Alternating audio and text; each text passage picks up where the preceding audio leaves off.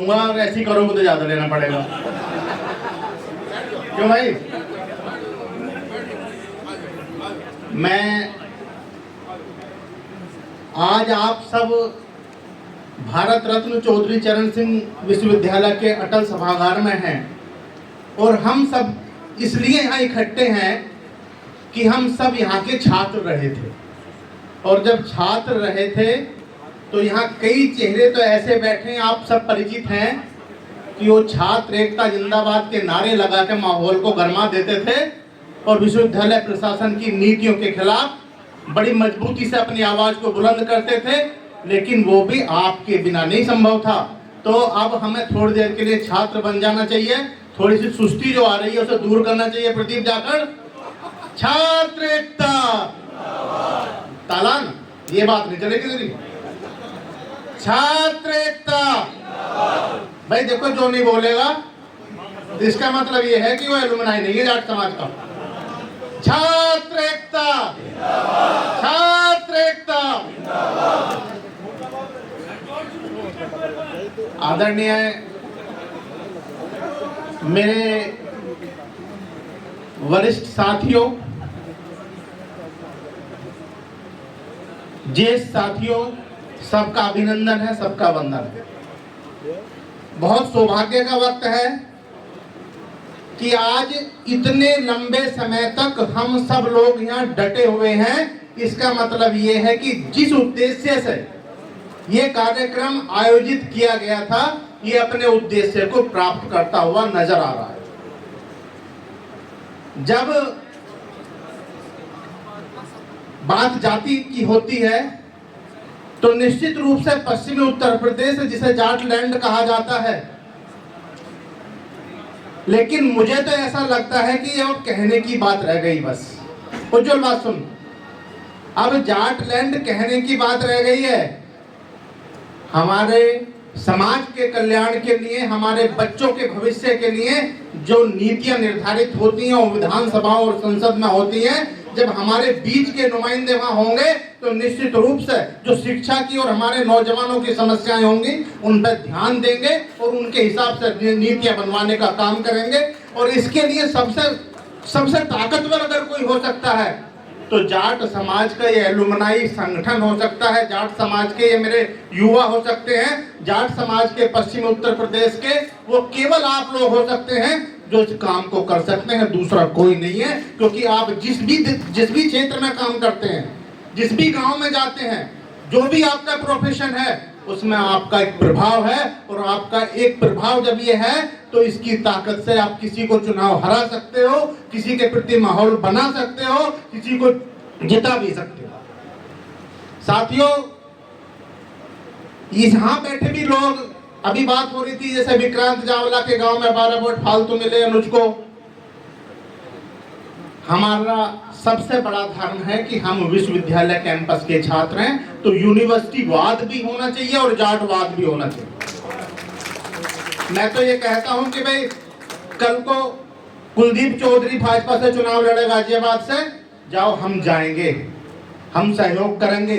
कुलदीप उज्जवल चुनाव लड़ेगा, पार्टी अलग हो कोई बात है, हम रात को जाएंगे और सहयोग करेंगे। विक्रांत जावला लड़े, कोई हमारे बीच का आदमी लड़े, वो याद करे या ना करे, सांगवान जी ने इस बार भी किसी को टेलीफोन नहीं करा, लेकिन बरेली तक से, मुरादाबाद से, अमरोहा से लोग आए और अपने आप सुबह के 6 बजे आकर सहयोग करा। और जहां फोन करने थे वहां फोन भी करे, तभी तो इतनी बड़ी जीत हो पाई है। इसलिए अपने इस वाद को, इस यूनिवर्सिटी वाद को आगे बढ़ाना है, उसके लिए हम सबको संकल्पित होना चाहिए। मैं तो एक बात कहना चाहता हूं, बात यूनिवर्सिटी की है। भाई साहब, यूनिवर्सिटी को तो मां मानना चाहिए। मैं सोरन सिंह, मेरे पिताजी जब मैं 9 वर्ष का था तब उनका देहांत हो गया था। निम्न मध्यम वर्ग के परिवार से बिलोंग करता हूं। किन परिस्थितियों में मेरी माता जी ने, मेरे बड़े भाई ने संघर्ष करके मुझे पढ़ाया होगा, आप सब समझ सकते हो।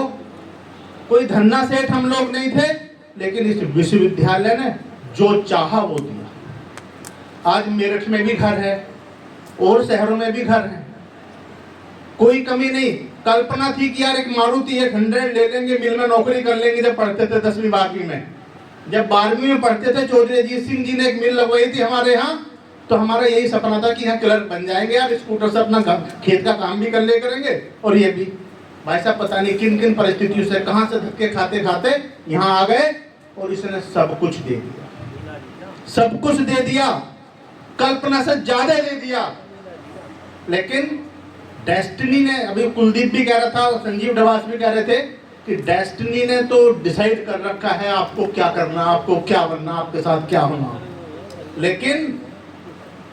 लेकिन प्रयास करते रहने पड़ेंगे, बिना प्रयास करे भी कुछ नहीं होगा।